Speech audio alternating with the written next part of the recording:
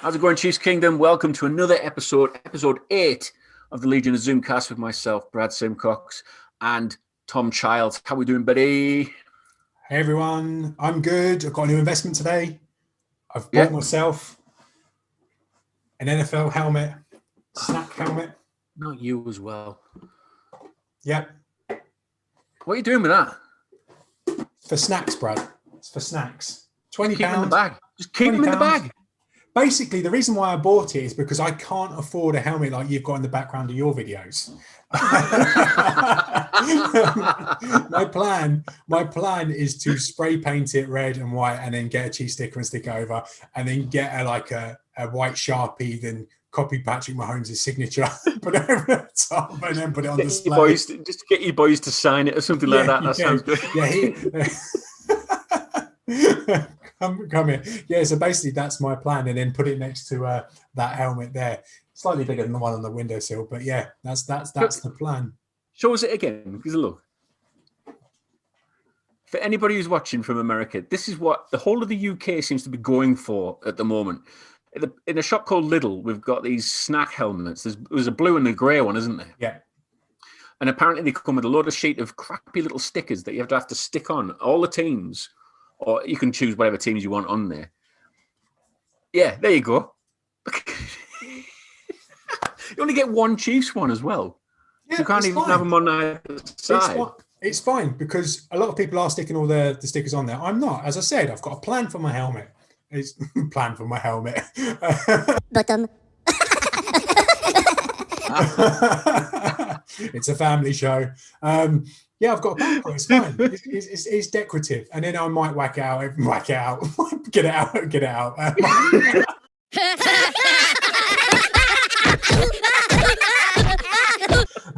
That was not planned in the slightest, by the way. Whack one out. Yeah. Let's stop talking about snack helmets and let's start talking about who we're having on the show today. It's actually a really good show this week because we've got a special guest on for us, and it's actually Tom's boss. Yeah, my boss.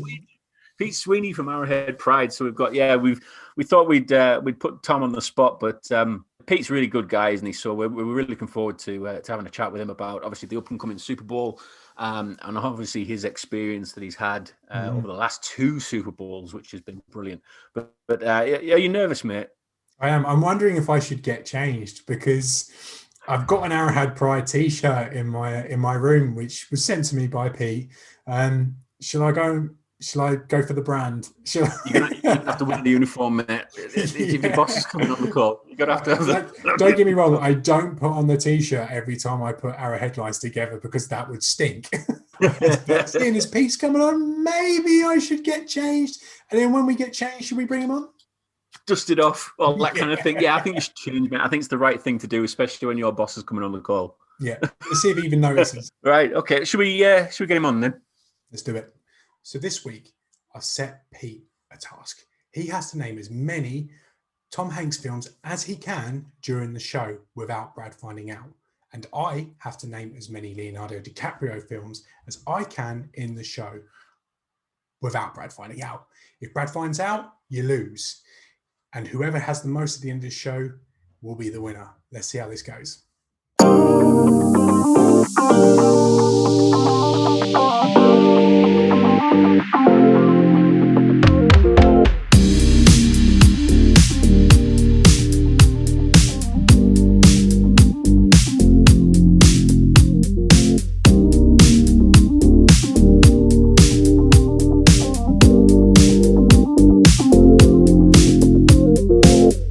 By the editor-in-chief and lead writer of Arrowhead Pride and Tom's boss, Mr. Pete Sweeney. How are we doing, Pete?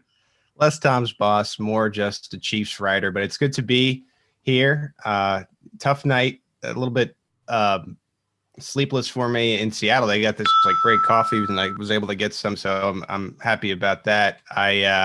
Glad to be on. It's a weird that the time zone's 10 a.m. here, 4 p.m. over there.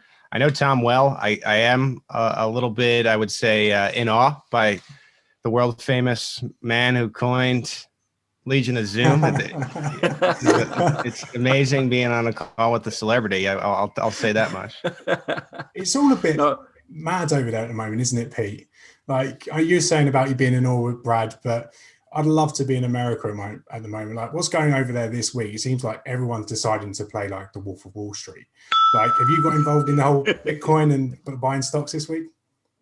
Yeah, from Philadelphia to like California, it is like taken over the country essentially. And it's you have GameStop stock and you have AMC stock. And I'm not like a stock person by any means, but I have an understanding of it a little bit. Essentially, what they call a hedge fund has spent too much money that they don't have into GameStop. Someone on Reddit figured this out and said, everyone on Reddit, buy GameStop stock.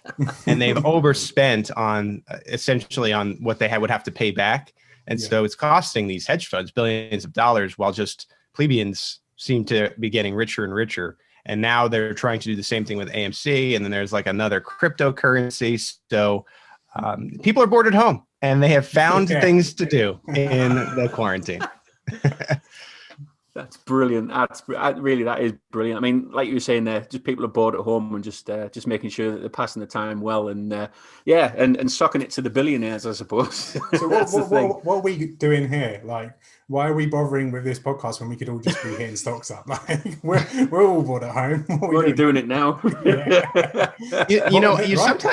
You sometimes think about that. I feel like nowadays where, you do all this work as like you would as a typical sports reporter and you're trying to always grow your career. I think that's part of it. But then like overnight, someone could become famous for like a video series that they do where you have the Molinaro with Barstool Sports who just decides he's going to be an impressionist and he's really good and puts it on the internet and all of a sudden he's a known commodity or Agar with the Zooms recently. So you always got to be thinking creatively. That's something that I think about all the time. It's like that track can be a lot shorter and quickly now as you try to like grow your career if you come up with the right scheme or idea or something that people enjoy content wise. Absolutely. So Pete, we first obviously met you back in 2017, and when we all came over for a game with the Chiefs versus the Washington football team, which we have to be careful of calling them now. You actually suggested a place called Char Bar to go and have barbecue. Yeah, and we didn't know what type of barbecue we were going in for and everything like that. Obviously, really enjoyed it, really loved it, and it was one of our favorites up there. And obviously, we met. Tom met you as well. I can remember you two talking for ages on stuff and everything like that. So I want you to be honest, right? Did you hire Tom to win a bet? You've met him, you've heard him, you've seen what he can do. Why hire the guy? What did you do? What did he do? Yeah, you guys have had a third friend with you too, and he gave me a lot of money under the table to make sure that we had Tom. Just take him off us, take him away. Yeah, from England to the post. Yeah, I decided Tom was so I guess entrenched in being a Chiefs fan. And when that job came up, he reached out about it and it was great because we had a formed relationship at the Char Bar before the Washington football team game. It's always nice, I think, when you're getting somebody to have met them before and had a rapport and stuff like that. And I like Tom, seemed to be interested in the Chiefs enough. And the time really works out for us. The only snag time we have sometimes is those primetime games. But besides that, we like it to go up early, and that's such a huge advantage for Tom to have like actual normal waking hours. We would have to be getting up at like 4 a.m. to accomplish what he's able to do in what was like normal hours. So we like it. It's working out. I would like to say that I am paying off a bet by hiring him, but he's done a great job for us. Here's Pete. There's no need for that to go into the show. I didn't know he was going to ask that. I thought he was going to have the joke and then cut it. Yeah. I bet you're wondering where I was going with that. They're talking about me again, babe. Right. You guys got me like a castaway on an island over here. Anyway. Yeah, something like that. More like Shutter Island.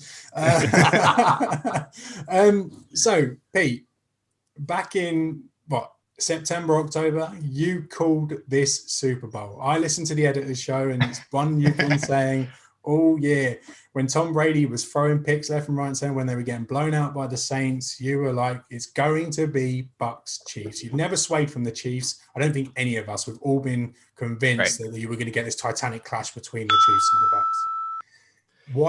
Why were you so sure about the Bucks? So, Chiefs wise, just really quickly, they didn't change anything. And this was a year where, I think that was a huge advantage. Brett Veach has said that that wasn't by design, that, it was more about the money than really the coronavirus. And that kind of was a lucky thing. But I just didn't see them getting knocked off. And I tell people this all the time. And Tom, if you've been reading us for a while, in the Alex Smith days, there would be games I would pick against the Chiefs. And I just don't really do it much anymore because for me, it always comes back to the quarterbacks. And I can't see myself picking them not to win the Super Bowl or at least represent the AFC anytime soon because of Mahomes. I look at the other quarterbacks in the league. It's just I can never get behind a quarterback other than what I watched from Patrick Mahomes. So right about that, that was the easy one. The Bucks, to me, they had a good team besides the quarterback in Jameis Winston. Yeah. And I know people will always say that, it has become, in a sense, a NFL cliche. Oh, they're a quarterback away. Yeah. The Bucks were the definition of a quarterback away. They had blind Jameis Winston, who can really see, throwing 30 touchdowns and 30 interceptions. And if they could just get someone to shore up that position, they would be right there. That seemed like a team to me. And then there was literally nobody better in the world they could get, in my opinion, than angry Tom Brady, who wants to will himself there. He wants to prove something. There is this caveat between Bill Belichick and Brady of who deserves the credit. And Belichick can only do so much. I mean, he can only spend so many hours. Tom actually has more control over it because he's on the football field. He puts in the work and it can be shown. And I felt like, he's certainly not the Tom Brady we've seen of old. I think that was evident last week in the second half of the NFC title game, but he's got enough there where if he just played average, I thought that team was good enough where they could go the distance, and they ended up going the distance. I will say, I'll admit this. I had my doubts last week going against the Packers going into that game. I really did, but I stuck with the pick because I had picked it at the beginning of the year and ended up working out that way. A little bit of luck for sure, but there was a thought process to it. Mm-hmm. So we find ourselves obviously with another Super Bowl right ahead of us, really, 9 days away. You covered obviously the Super Bowl from Miami last year, and is there much of a difference this year? Obviously, with you staying in with staying at home because of COVID and all that kind of thing. Is there a real big difference in the lead up to this between last year's Super Bowl and this year's Super Bowl? Basically, are you gutted that you're not going to be on the beach this time? Yeah, it's tough. It's tough. I actually used to live in Tampa, so I have a bunch of friends down there. So this was kind of a gut shot because the million gigs that I have, none of the companies want to send anyone because of for reasons of just protecting the employees. So everything is on Zoom. And once Monday hits, it's into the fire, right into the inferno. We're good to go. And where I find it interesting is rather than having to pre-plan a lot of stuff, it's sort of just an extension of the regular season with more Zoom time. Yeah. And it's a bummer. I think it's going to be a daunting week, and I know that, and I'm ready for that. But I actually think it's going to be more manageable than actually being there is. Mm-hmm. In the sense that you have to travel to different locations to interview them. You have to find different now it's all on Zoom. So even if you go down and travel to cover the Super Bowl, writers or whatever, everything is digital. Yeah. So there's really no traveling in a sense of from convention center to convention center. So you get that time back. And I think it's easier for the players. I mean, if you just want to talk about from a competitive standpoint, this is so lucky. This is Andy Reid's dream. I mean, he doesn't really like to get too far from the routine, and all it is different because they're going to stay in Kansas City until the night before or that Saturday before.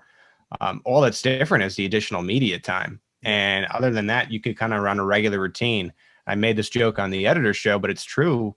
You're even going to the opponent's stadium. That like there's nothing special about it. Yeah. And so that's what Andy Reid loves, is keeping it as close to a regular game as you possibly can. The times will be a little bit different. So I think the biggest bummer is visiting Tampa and getting to talk to Chiefs fans and getting to go and explore and meet up with friends, as I said. Yeah. But I actually think it's going to be an easier championship to cover. And you won't have to deal with Super Bowl traffic. Like, I remember us messaging last year about when we were both in Miami, and we were saying like how mental the traffic was in Miami. I've never experienced every time we say goodbye, it felt like there was traffic. I felt like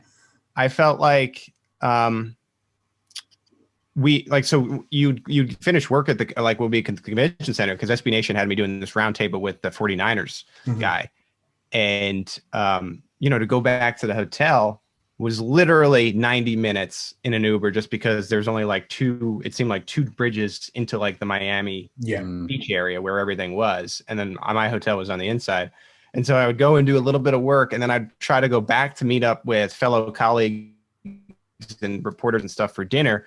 And it'd be another 90 minutes back. So that's 3 hours right there, just traveling.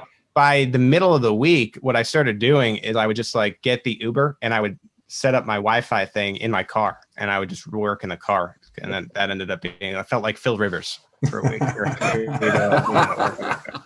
Yeah, we experienced the traffic, didn't we, Tom? Trying to get from Miami to Fort Lauderdale, wasn't it? Yeah, and it was the traffic.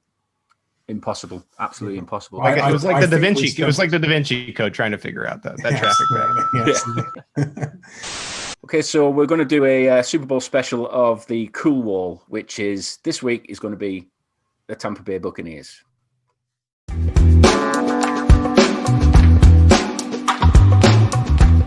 So before we get to the Tampa Bay Buccaneers in their uniform, we need to have a conversation, because once upon a time in Hollywood, the Chiefs played a Super Bowl against the Packers in white and white.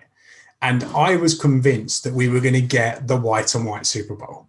I tweeted about it a few months ago. Pete retweeted it. Pete wanted it as well, because I know he's a fan of the white and white. He's a white and white guy, by the way, Brad. Unlike you. Red on red. Admittedly. And then the Bucs this week go out and say, sod you guys, we're wearing white at home. How annoyed are you, Pete, about that? Because I'm fuming, because I was really convinced we were going to get the white shirts, the white pants, and the red socks. Well, first of all, the jersey sales in the NFL, it's like the money pit. I mean, they make so much money. So the more jerseys I feel like you can do, the better. The Chiefs don't really feel that way. Mm-hmm. They want to keep things a little bit more traditional, which is what I do like that in a sense. But at the same time, there are things you could do with the jerseys and pants that they have. Mm-hmm. And this white on white look, and it dates back to the run that they actually started in London and Detroit against Detroit in that game. I believe they were like rallying back from 1-5, and then they ended up wearing those on the road the rest of the way. Mm-hmm. That's the cleanest look, in my opinion. And I thought that there was a chance. I also have found this, and I'm just being a conspiracy theorist here for those who love red on red. All that's been out there is the Chiefs are wearing red jerseys. No, there's been no reports about the pants yet. I mean, I think they'll wear white pants, but I haven't seen anything. Who knows if they roll out and all of a sudden they're in red. And I think the Bucs chose white because they wore red in the loss. And so they're trying to reverse. And there's also, if you guys are big uniform buffs, there's also this thing, I believe it's the last 16 Super Bowls. A colleague who does the Cowboys site told me this, where 13 of the winners wore white. 2 of the winners wore green, and then 1 wore red last year. White got its first L in a long time with the 49ers last year. So white tends to be a lucky uniform to wear. I tend to think if you're playing Patrick Mahomes, he could be wearing a rainbow jersey. Yeah. It's not really going to matter. Well, I haven't got that. I haven't got that confidence. If the Chiefs do announce they're wearing red and red, I'm going straight to the bookies and putting a ton on the Bucs to win, because we all know what happens when they wear red and red.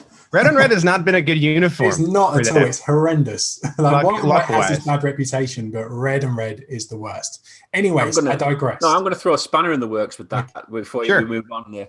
I'm going to say that the only Super Bowl the Chiefs have lost, we were wearing white on white. Fair enough. But that was like 50 years ago, 60 years Yeah, ago. it's still a 50 years ago. stat. It's still a stat. I'm It still sticking with it. counts. It all counts. Fits my narrative. I'm all right. It all counts. So, Pete, I sent you a couple of photos in the via a DM of some wonderful, Looking at them wonderful right here. Bucks uniforms. If you don't know how the cool works, we have 4 sections to it. We have Sub-Zero, which is the top, cool, uncool, and then dog doo-doo. Okay, so we need you to now decide. We're going to go with the throwbacks first. The orange, I don't really know how to describe the color of these uniforms. We're going to throw them up over this, so no need to. It's like I think what they call it is creamsicle. Creamsicle. Okay, nice. The name's even worse. Like it, yeah. It's like that ice cream pop. I don't know if you guys have those over there, but there's like an ice cream that looks like that. Not of that color, no. Okay. I'm not a. You got to really have a taste for creamsicle. I don't know if it's an acquired taste, but I don't like it. Some people do. Some people really like it. Anyway, I digress. So we need you to decide, is this going into dog doo-doo, uncool, cool, or Sub-Zero? If you put it into Sub-Zero, we will fight you. I tend to like it better than, certainly better than the Bucks jerseys last year. What is the middle one? I would put I'm like lukewarm on it. There's cool or there's uncool, or we can put it in the middle, I suppose, between uncool and cool. I think it's somewhere in there. Like I wouldn't call it cool exactly, but uncool is a little much. Those jerseys they had last year, those were uncool. These kind of look like the Tennessee Volunteers. I could get behind it a little bit, maybe. Can you imagine Peyton Manning wearing one of them? Right? Yeah. Okay. Yeah. I'm gonna go somewhere. I know I'm breaking the rules here. I'm gonna go between uncool and cool. I'm not ready to give it the cool yet. Okay. Well, we don't agree with you. We're going to put it in there, but we don't agree with you. I don't agree with you. It's horrible. It's disgusting. What am I going to do? And now we've got a disgusting word to go with it, creamsicle. That sounds horrible. Yeah, honestly, those jerseys are in a league of their own. They kind of just are by themselves there. All right, Pete. What about the other Bucks uniform, which was it the home uniform from last year? We've got a picture of Jameis Winston in this one. What do you think of this uniform combination? Very uncool. I'm happy that they changed for the better. These jerseys for a few years were really bad, and sometimes what's crazy is I feel like when a team has bad uniforms, it sometimes reflects how the franchise is going in a sense. And they finally moved away, and then they got Tom Brady, and all of a sudden they're like legitimately a football franchise again. So uncool for me on that period where they had like the metallic reflection type of jersey. They were very uncool for me. It was like a period, wasn't it, with like Jacksonville, Cleveland, Tampa. This goes well with your point actually, where they all had horrific jerseys. And the Cleveland jerseys for a few years with like the sorority girl like verbiage on their pants. That was, come on. What are we doing with that uniform? I'm happy that they went away from that as well. We actually did the Cleveland Browns last week, and they did not go well at all. No, it didn't go well at all. That one. No, not at all. It didn't. So yeah, that's settled then. So that's going to go into dog doo-doo, uncool. What are we going for? Yeah, I would go uncool. I wouldn't go dog doo-doo. You got to have some vile uniforms to be on that level, in my opinion. So I'm going to go uncool on that one. Too nice, Pete. It's far too nice. Right. And so, I like uniforms though. I like ones that like make a splash. I'm a big fan. But I think the biggest thing is stay away from the gradient, stay away from the extra words, and like keep it simple, stupid. My mom used to tell me this. KISS, keep it simple, stupid. KISS, remember that. And that could be a lesson that I think some of these teams take. Less is more is my kind of thing. So yeah. Yeah. We're very much less is more, definitely.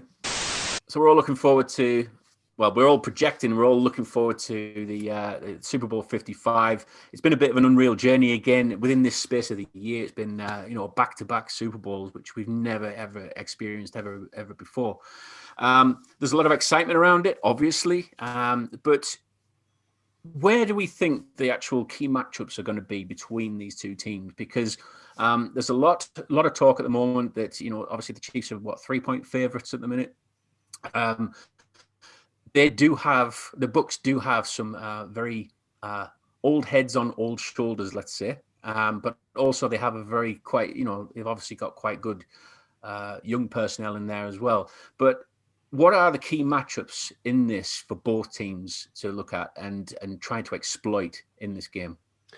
Yeah, I think there's two ways to answer this. I mean, from an excitement standpoint, and this is what the NFL wants in the Super Bowl, I think it's the skill position players. I mean, both of these teams have more toys than Andy and Toy Story to play with when you're talking about as far as weapons and things like that. And I look at the matchup of what will be Hill and Kelsey and Watkins against Godwin and Evans and Gronk. Antonio Brown should be back for this game. I'm hoping Watkins is back. And then you have some of the lesser pieces too, like Scotty Miller running his mouth, Tyler Johnson. And then on the Chiefs side, McCole Hardman, Clyde, those second tier weapons. So it's just, you have the bullets on both sides in this game. And I'm eager to see which does better, but that isn't necessarily the key to the game.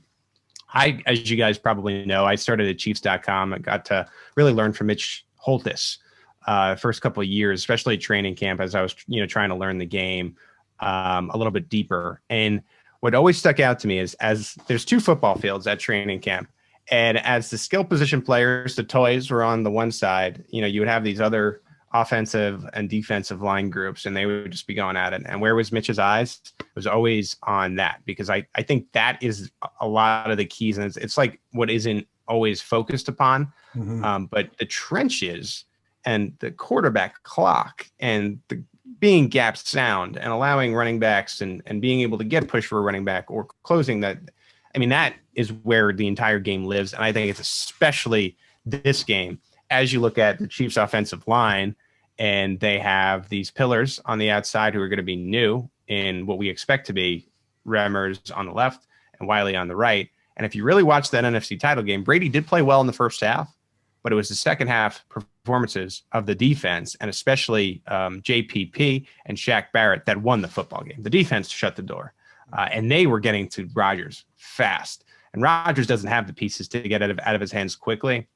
And then another key piece, and this, I actually got this one from being on the radio this week, filling in Kansas City. A Bucks writer joined us, and he said, don't forget about Vita Vea, who was injured the entire year for the most part, and he's back now, and he looked really strong and looked like a player that could potentially be an all-pro, but he wasn't because he was injured all year.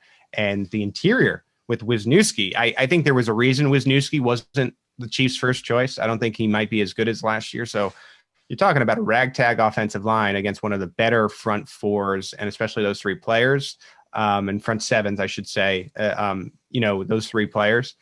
And I think that'll be a key. And, Mahomes has become an extension of Andy Reid at this point in press conferences. So he only gives you so much. But if you really listen to that last press conference on Thursday and you dive into it, Mahomes says something to the extent of, I'm going to have to get the ball out quickly in this game. I've been saying this all week. It's my money line.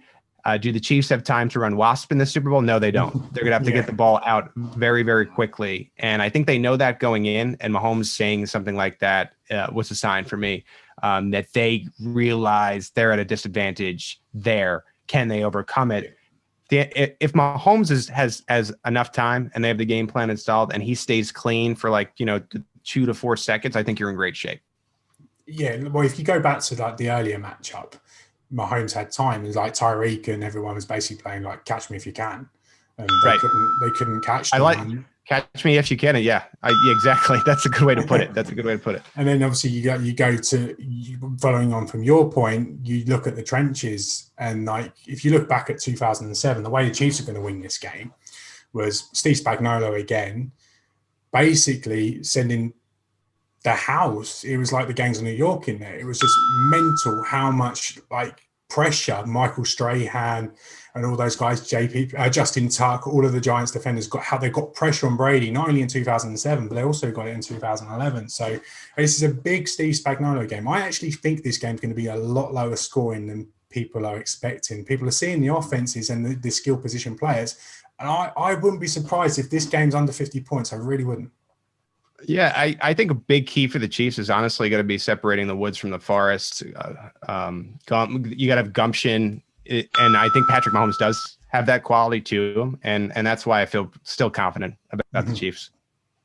So on defense, sorry, Brad, is there anything you want to add? I'm just listening in there. That's all right. Crack on. Brad, I'm going to ask you this question. All right, so Tom Brady's driving downfield. Let's say that Mahomes isn't going to win the Super Bowl MVP. Now, I'll let you both answer this.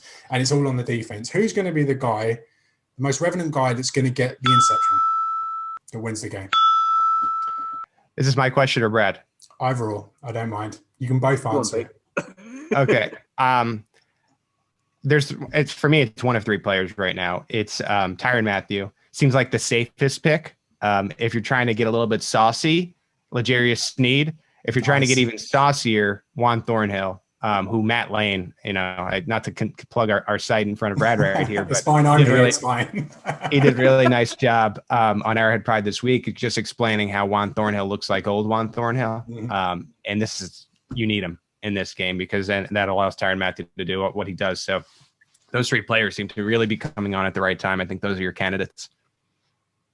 I'd like to see Sneed obviously pressuring a little bit more as well.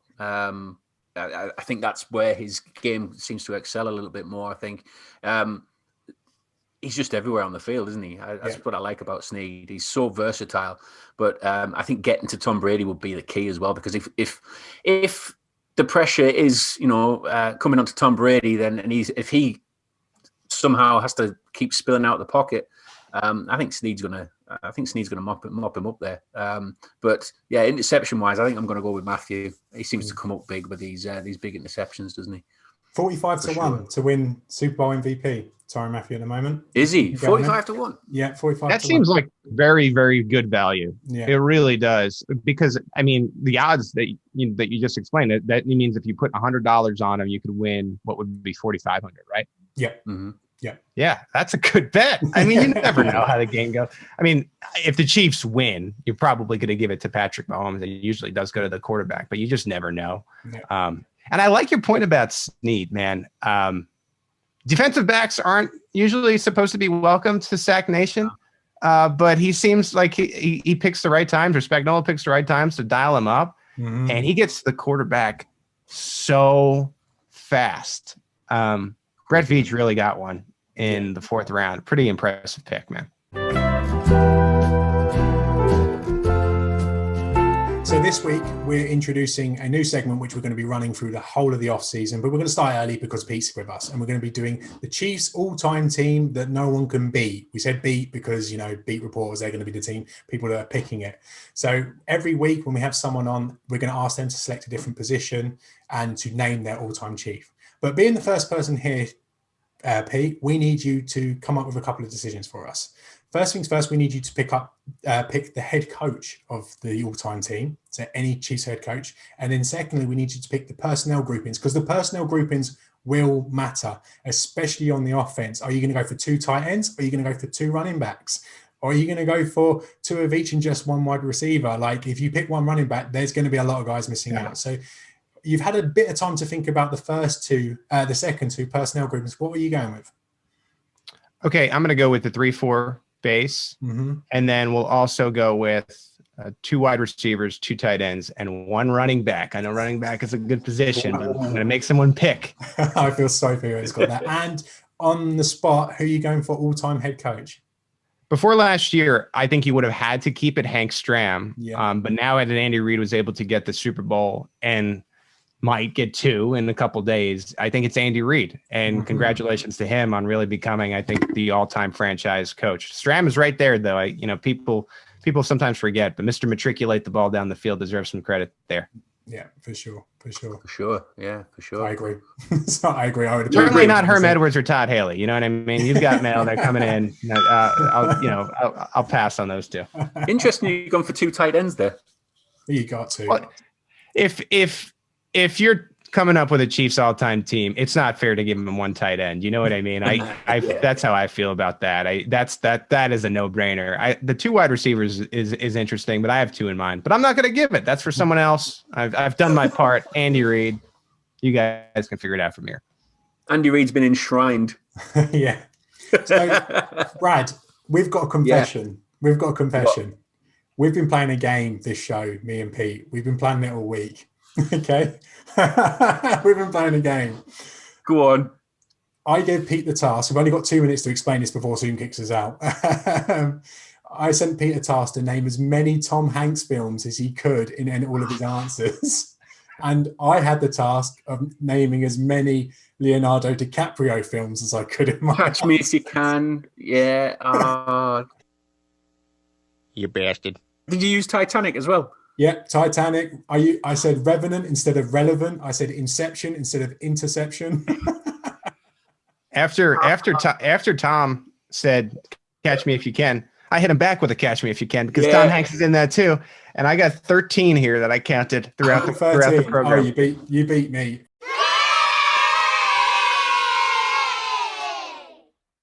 You need to send me the list of the ones you got. I got to 9. I got to 9. So. I never twigged once. I did actually think of the Tom Hanks film when you both said Catch Me If You Can. I thought, it was a good film, that. I just love the fact that Pete straight off the bat went for Sleepless in Seattle. Straight off the bat. You know, he's got a brilliant mind that could come up with the Legion of Zoom, but he didn't catch all the toys in Toy Story. Come on, Brad. Oh, God, yes. I thought that was really good. I thought, good analogy. Anyways, we best wrap this up before Zoom kicks us out. Yeah. Well, no, appreciate that, Pete, and thanks for making me look like a fool. Brilliant. Thank you guys for having me on. Appreciate it. Yeah, appreciate it, mate, and good luck with obviously all the work that you're doing before the Super Bowl, and obviously after that as well, because you never know, it might be a 3-peat.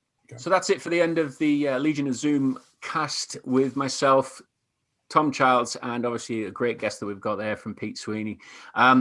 Check back again. Hit that subscribe button, hit the bell, all the usual stuff, and you'll be notified when the new videos are up and running. So, from one kingdom to another, we'll speak to you again soon. Bye. I will have my vengeance in this life or the next.